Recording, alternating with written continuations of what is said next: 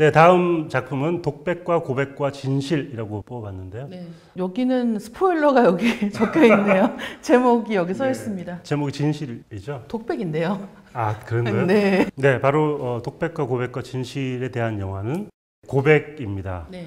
고백은 소설과 영화가 제목이 똑같죠? 똑같습니다. 전 사실 이 영화 이번에 말씀해 주셔서 처음 봤는데 독하죠? 독하더라고요. 시작할 때 초반에 저러고 말겠지 했는데 끝까지 그러더라고요. 네. 그래서 이 감독 대체 누구지 하고 찾아갔는데 뭐 나카시마 데츠야 감독이고 이 감독의 전작을 보신 분이라면 고백의 스타일이 놀랍지 않을 수도 있으나 이 고백이라고 하는 작품 역시도 사실은 처음 발표됐을 때부터 많은 논란이 있었고, 논란이라고 하기보다는 오히려 좀 관심을 받았던 이런 작품인데요. 미나토 가나에라는 작가, 일본 작가가 쓴 작품입니다. 근데 이 작가를 비롯해서 또 일본의 작품들, 미스터리 작품들에 대해서 부르는 이름이 있어요. 이야미스라고 부릅니다. 이야미스. 네, 보통 이야다라고 하면 싫다라는 뜻이에요. 미스는 미스터리의 약자입니다. 읽고 나면 뭔가 기분이 안 좋은 미스터리를 이야미스라고 부르는데 그런 작품들 중에 하나예요. 이 고백이라는 작품이 왜 그러면 이야미스에 들어가는가, 또 이야미스에 들어가는 작품이 그렇게 뒷맛이 안 좋다고 하면 어떻게 이렇게 크게 사랑을 받을 수 있는가라는 것도 궁금하실 것 같습니다. 일단 2009년도에 일본에서 서점대상을 받았고요. 서점대상을 받았다는 건 그만큼 독자들로부터 또 서점 관계자들로부터 사랑을 받은 작품이라는 무엇보다 뜻이겠죠. 재미있다. 네, 맞아요. 재미있다는 것만큼은 보증해주는 상이죠. 그런데 이 작품을 보시면 약간 충격적으로 시작합니다. 이미 처음부터 폭탄을 다 던지고 시작하는 그런 작품인데, 이제 어떤 초등학교가 있는 거죠. 근데 그 초등학교의 이제 마지막 날입니다. 다들 이제 수업 들을 생각도 없고 떠들고 있는 거죠. 근데 갑자기 그 선생님이 이야기를 하는 겁니다. 마나미와 このクラスの生徒に殺されたんです. 내 딸아이가 얼마 전에 죽었다. 충격적인 그런데, 고백을 하는 거죠. 네. 그리고 그 우리 딸을 죽인 범인이 이 교실에 있다라고 이야기를 하는 거예요. 말하자면 굉장히 충격적인 진실인데 그걸 제일 앞에 놓고 맞아요. 시작한다는 거는 작가의 자신감인 것 같아요. 그렇죠. 지금 말씀하신 게 아마 이 고백이라는 작품이 그만큼 사랑받은 이유가 될 것 같습니다. 보통은 사건을 다 버려놓은 다음에 그 이유가 뭐냐 하면이라는 건 마지막에 이제 반전의 요소를 넣는 경우가 굉장히 많거든요. 근데 이 경우는 오히려 맨 앞에 넣고 시작을 한다는 것. 또 한 가지는 우리가 학교, 선생님, 초등학생 이렇게 이야기를 할 때는 보통은 그 안에서 따뜻하고 정감 있는 이야기를 기대합니다. 설령 잘못이 있다고 하더라도 잘못을 통해서 성장하고 용서받는 이야기를 원해요. 근데 이 고백은 그렇지 않습니다. 선생님은 자기 아이가 죽은 것에 대해서 복수를 할 생각으로 학생들 앞에서 이야기를 하고 있고, 그 복수의 내용, 또 복수의 이유, 이런 것들이 좀 여러 가지 여러 명의 화자를 통해서 보여지고 있는 작품이기 때문에 보고 있으면 독하다. 독하다라는. 저 영화의 오프닝에서 영화가 시작하면 우유가 나오잖아요. 그래서 우유가 나와서 뭔가 이 화사하고 그렇죠. 맑고 이런 이미지인 줄 알았어요. 근데 시작하자마자 한 5분 지나면 우유에 대한 충격적인 사실이 밝혀집니다. 그렇죠. 先ほどあなた方が飲んだ牛乳、私は2人が飲んだ牛乳にあるものを混ぜておきました. 그때부터 영화가 달리기 시작해서 끝까지 달려가는데 쉬지 않아요. 마지막에 가면 이렇게까지 독할 수 있나 라는 생각을 하게 되는 것 같아요. 실제로 마지막까지 독한 영화이기도 하고, 또 한 가지는 이 미나토 가나에라는 작가가 이 작품이 워낙 잘 됐기 때문에 이제 데뷔작이더라고요. 네, 그것도 굉장하죠. 이후로도 사실은 이렇게 비슷한 구조의 작품들을 여러 편 썼습니다. 그래서 이 작품을 재밌게 보신 분이라고 하면 다른 작품들도 한번 같이 보시면 좋을 것 같습니다. 네, 다음 작품의 카피는 울프 커닝햄 달들이. 참 난해하게 그렇죠. 제목을 지어봤습니다. 아마 세 단어 다 모르겠다라는 분들도 계실 것 같은데. 늑대, 그렇죠. 햄, 달. 빨리 더 뒤집어주세요. 네, 바로 마이클 커닝햄의 세월을 영화화한 디 아워스입니다. 이 작품의 주인공 중에 한 명이 니콜 키드만이에요. 그리고 이 영화로 아카데미 여우주연상을 받았습니다. 그리고 니콜 키드만이 등장하는 유사품이 있어요. 디 아더스라는 영화가 있습니다. 혼동하시면 안 되죠. 네, 혼동하시면 안 돼요. 두 영화가 비슷하지도 않습니다. 디 아워스는 시간에 대한 세월에 대한 맞습니다. 이야기고 디 아더스는 귀신 얘기예요. 귀신 얘기죠. 네, 그렇기 때문에 두 작품을 혼동하시면 안 된다는 걸 먼저 말씀을 드리고 그리고 니콜 키드만이 너무 충격적으로 약간 분장을 하잖아요. 사실 그것도 이야기를 안 할 수 없는 요소입니다. 여기서 아까 저희가 이 뒷면에서 보았던 울프라고 되어 있는데 실제로 이제 버지니아 울프의 사진 같은 게 남아있는 걸 보고 느낌을 비슷하게 재현한 거예요. 근데 그 재현의 포인트가 약간 이제 매부리코 같은 콧날, 그 당시에 니콜 키드만보다 약간은 나이 들어 보이는 것 같은, 그 다음에 수척한 느낌을 주는 식으로 분장을 합니다. 그리고 그렇게 연기를 해서 오스카 여우주연상을 받았을 때 당시에 약간은 좀 삐딱한 이야기도 있었어요. 뭐냐면 네. 연기는 사실 그동안 니콜 키드만이 쭉 다 잘해왔는데도 불구하고 굳이 이렇게 못생기게 변장을 한 것으로 상을 주는 것은 뭔가 악취미 아닌가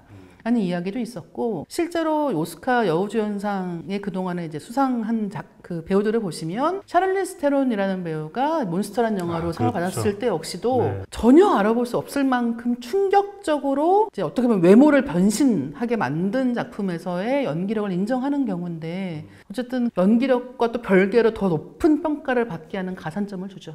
전 이 영화에서 음악이 너무 좋지 않았나요? 아, 그렇죠. 네, 니콜 키드만이 물속에 들어가 있을 때 음악이 나오는데 뭔가 세월이 흘러가는 것 같은 그 시간의 흐름 같은 거를 필립 글래스만큼 잘 표현하는 작곡가가 누가 있을까 싶더라고요. 필립 글래스 음악을 들을 때마다 생각하는 게 시간이 어디론가 흘러가는 느낌이 아니라 어딘가 이렇게 풍성한 굉장히 큰 공간에 고여 있는 것 같은 느낌이 들 때가 있거든요. 근데 이제 그런 느낌과 더불어서 사실 지금 말씀하신 장면이 주는 힘이라는 게 분명히 있기 때문에 이 영화 같은 경우는 연출 또 연기, 말씀하신 음악까지가 다 완벽하다고 생각하는 영화 중에 하나고요. 이 영화를 이제 제가 친구랑 같이 가서 봤어요. 저는 이제 이 영화의 거의 마지막 한 10분 정도부터 계속 너무 이제 북받쳐서 울고 있었던 거예요. 친구가 다 본 다음에 나오는데 너 왜 울었어? 이렇게 물어보는 거예요. 근데 저만 그런 일을 겪은 게 아니고 사실은 그 영화 상영관에 계시던 분들 중에서 한 30% 넘는 분들이 중간에 나갔습니다. 예. 아, 나 울었다는 얘기인 줄 알았어. 아니에요. 30% 넘는 사람이 끝까지 울고. 본 사람들 중에는 많이 우셨던 것 같은데 오히려 너무 지루하다라고 느끼는 분들도 많은 거예요. 아마도 이 재밌는 영화, 재밌는 책이라고 할 때 첫 손에 꼽는 미덕 중에 하나는 언제 끝나는지 모르겠어. 시간이 언제 흘렀는지 모르겠어. 뭐 책을 읽는데 한 번도 쉬지 않고 다 끝까지 봤어라는 그런 것들을 보통 재밌고 좋은 작품의 미덕으로 치죠. 근데 세월은 안 그렇습니다. 굉장히 더디게 읽히고 영화 역시 굉장히 천천히 진행되는데 그 안에 정말 이렇게 웅덩이처럼 고여있는 고통과 슬픔이란 정서가 있는 거예요. 그리고 그것들을 알아보시는 분들께는 정말 둘도 없이 값진 영화이기도 합니다. 다음 작품은 완벽한 소설을 3D로 번역한 영화라고 이름을 지어봤습니다. 사실 소설을 영화로 만든다는 게 저는 어쩌면 3D로 번역하는 과정, 작업이라는 생각 들어요. 왜냐하면 그렇죠. 평면에 있는 이야기를 입체적인 공간으로 만드는 거기 때문에 3D로 만드는 거다라는 생각을 많이 하게 되는 것 같습니다. 굉장히 멋진 얘기네요. 작가님이시기 때문에 네. 그런 생각하시는 것 같아요. 그리고 저희가 이제 이 3D로 번역한 영화를 소개할 때 완득이하고 상관이 있습니다. 완득의 호가 뭔지 아십니까? 얀마. 얀마 도안득이잖아요. 네. 이 작가가 바로 얀 마텔입니다. 얀마라는 말이 절로 나오네요. 얀 마텔의 소설 파이 이야기를 영화로 만든 라이프 오브 파이가 오늘의 5번째 작품입니다. 이 작품은 흠잡을 데도 없고 너무 완벽해요. 일단 이 영화에 대해서 제가 가장 먼저 꼭 하고 싶은 얘기는 뭐냐면 원래 이 파이 이야기라는 소설이 있었고 그거를 영화화한 게 라이프 오브 파이라고 개봉한 이 영화입니다. 파이 이야기 역시 이제 이미 베스트셀러였어요. 부커상도 받은 작품이고 전 세계적으로 이미 많이 읽힌 작품이라는 거예요. 근데 그때 제가 들었던 이야기 중에 뭐가 있었냐면 야 파이 이야기는 너무 재밌다. 근데 이 영화는 영화를 못 만들겠다는 거예요. 왜냐하면 어떤 남자아이 혼자서 망망대해에 227일 동안 있는 이야기인 거예요. 난파에서 표류하는 이야기이기 때문에 등장인물도 없어요. 여기는 플래시백도 없습니다. 애초에 맨 처음의 장면을 제외하고는 과거를 회상하는 장면 자체가 안 나와요. 그럼 과연 다른 등장인물도 없이 이 남자아이 혼자서 거기에 리처드 파커라는 호랑이 한 마리 있는데 CG가 들어가야 돼. 그렇죠. 당연히. 예. 근데 과연 이것을 가지고 이야기를 만들 수 있겠는가라는 게 굉장히 분명한 한계처럼 보였던 거예요. 그런데 이 라이프 오브 파이라는 영화를 보시면 그런 말을 한 게 얼마나 어리석었나라는 걸 너무 잘 알 수 있죠. 소설을 영화로 만들었을 때 가장 완벽한 사례가 뭐냐라고 물어보면 파이 이야기를 늘 거론을 하는데 소설 자체가 워낙 완벽하게 재밌는데 완전 다른 방식으로 영화가 완벽해요. 그렇죠. 이야기 하나 이야기를 공유하고 있는 두 개의 세계가 이렇게 둘 다 완벽할 수 있는가 하는 생각을 자주 하게 되는데 거기에는 분명히 이안 감독의 힘이 있지 않을까. 그렇죠. 네. 또 한 가지는 3D 영화 중에도 이 라이프 오브 파이라는 영화는 굉장히 특별한 매력이 있습니다. 일단 이 영화가 당시에 개봉을 했을 때 IMAX 3D로 오랫동안 상영이 안 됐었어요. 네. 왜냐면 그때 굉장히 좀 쟁쟁한 영화들이 있었기 때문에. 하지만 그게 IMAX 3D로 봤을 때 효과가 극대화되는 영화입니다. 네. 화면이 넓어지면서 깊어지는 느낌을 동시에 보여준 영화였다는 거죠. 특히나 이 바다에 표류하고 있는 주인공의 이야기라는 점에서 이 넓어지고 깊어지는 효과가 동시에 있다는 게 굉장히 이 이야기 자체와 잘 맞아 떨어지는 거예요. 전 이 영화는 꼭 반드시 3D로 봐야 된다는 생각을 하는데요. 두 가지 장면 때문에 그런데 첫 번째는 배가 난파되었을 때 파이가 심해로 떨어지는 장면이 있습니다. 저 멀리 배가 보이는데 그 장면을 3D로 보고 있으면 정말 내가 깊은 바다로 빠지고 있는 것 같은 느낌이 들어요. 그리고 또 하나의 장면은 표류하고 있는 장면에서 고래가 위로 솟아오르는 장면이 있잖아요. 네. 그 장면을 보고 있으면 정말 아름답다. 그렇죠. 이걸 정말 3D로 보길 정말 잘했다라는 생각이 들 정도로 물론 이걸 지금 하는 영화관이 시점에서는 없으니까요. 없기 때문에 네. 너무 약 올리는 것 같아요. 죄송하긴 한데 약 올리는 거 맞네요. 네. 네, 꼭 한번 3D로 재개봉을 하면 꼭 보시길 바라고 그냥 봐도 재밌긴 하죠. 네. 이 작품 역시 반전이 있습니다. 반전이 있다라고 얘기하면 또 미스터리 스릴러를 떠올리시는 분들도 많을 테고 그럼 누가 죽나? 파이가 범인인가? 그렇죠. 네. 이런 생각을 하실 텐데 그게 아닙니다. 그렇지 않은데도 불구하고 반전이 있어요. 일단 그것 자체가 굉장히 신기한 점이 있고 제가 생각하는 역대 영화 역사상 반전 10위 안에 드는 반전입니다. 반전이 있다는 것은 지금까지 영화를 봐왔던 자신의 시간을 한번 뒤집어보게 만든다는 그렇죠. 측면이 있잖아요. 근데 이 영화는 영화를 다 보고 그 반전이 있고 난 다음에 다시 한번 영화를 보고 싶게 만드는 그렇죠. 그런 힘이 있는 것 같습니다. 또 한 가지는 이제 제가 생각하는 잘 만든 반전의 요소가 몇 가지가 있거든요. 근데 그 중에 첫 번째는 이야기랑 어울려야 된다는 거예요. 네, 반전이 필요해야 돼요. 예. 그냥 기술적으로 놀래켜주는 효과로만 존재하는 반전은 사실은 영화 끝나면 잊어버리기가 쉽습니다. 근데 이 경우에는 그 반전 자체가 이야기 전체를 말하고 있는 경우고 특히나 그 반전이 굉장히 서정적인 효과가 있죠. 그렇죠. 반전의 내용 중에서 그러면 어떻게 되는 거지? 라는 생각을 하는 순간 뭐라고 말할 수 없는 너무나 큰 슬픔이 있는 거예요. 저는 파이 이야기 반전이 훌륭하다고 생각하는 이유가 한마디로 정리가 안 되는 반전이어서 좋은 것 그렇죠. 같아요. 예를 들면 브루스 윌리스가 땡땡땡땡이다. 사실은 얘기를 하는 순간 반전을 유포하게 되잖아요.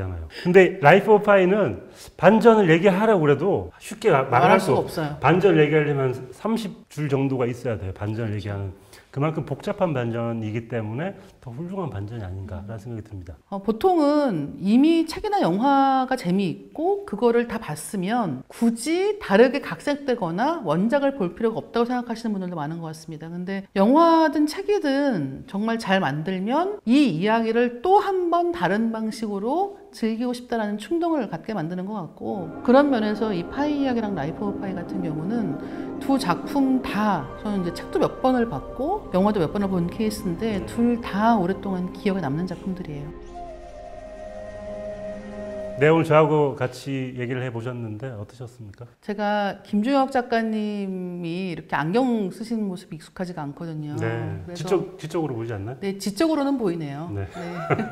굉장히 낯선 느낌이었지만 네. 사실 오늘 이렇게 영화화된 소설 이야기를 하는 게 낯설 느낌이었거든요. 근데 오늘 작가님께서 많이 도와주셔서 저도 덕분에 편하게 이야기하고 갑니다. 정말 그냥 제가 입에 발린 소리를 한 게 아니라 영화 이야기, 책 이야기를 가장 완벽하게 매칭시킬 수 있는 사람은 이다희 작가님밖에 없다고 저는 제 생각에도 감히 그런 것 같아요. 그렇죠. 네. 네, 이제 인정하시네요. 그 다음에도 그럼 분명히 나오실 것 같고요. 네, 오늘이 마지막일 것 같지만 네, 이번 주 무비썸 월간 무비썸은 여기까지였고요. 구독 잊지 말고 눌러주시고요. 저희는 다음 주에 또 이다희 기자님도 다음 주에 나오실지 모르겠습니다만 다음 주에 뵙겠습니다. 이 영상도 보세요.